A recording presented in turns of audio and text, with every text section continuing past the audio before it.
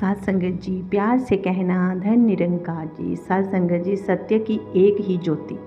मानव जीवन का असली उद्देश्य केवल सांसारिक सुख सुविधा पाना नहीं, बल्कि इस परम सत्य परमात्मा को जानना है, जो हर युग में हर धर्म ग्रंथ में एक ही संदेश देता आया है कि ईश्वर को जानने के लिए उस ज्ञानी की शरण लो जो स्वयं ईश्वर को जानता हो।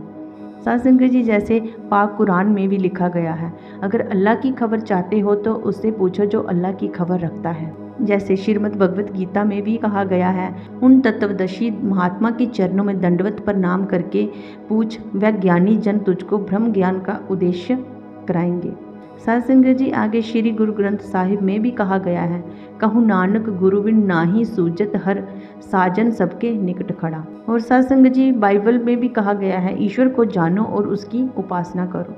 साध संगत जी, हर ग्रंथ यही फरमा रहा है कि ईश्वर एक है और एक की पहचान सिर्फ एक सतगुरु ही करवा सकते हैं, और वो सतगुरु जो खुद इस परमपिता परमात्मा से जुड़े हों और खुद इसकी पहचान रखता हो। प्यारी साध संगत जी, सभी पवित्र ग्रंथ एक ही सत्य का उद्देश्य कराते हैं कि चाहे वह अल्लाह कहलाए, भगवान, वाहिगुरु या गॉड, सब एक ही सत्ता है, एक ही प्रकाश है, और इस प्रकाश तक पहुंचने का मार्ग केवल पूर्ण सतगुरु ही करवा सकते हैं। संतों की शरण में ही मिलता है।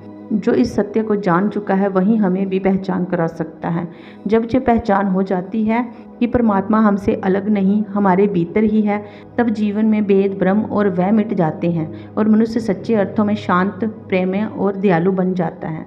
साध संगत जी, सतगुरु का ज्ञान ही वह सेतु है जो आत्मा को परमात्मा से मिला देता है।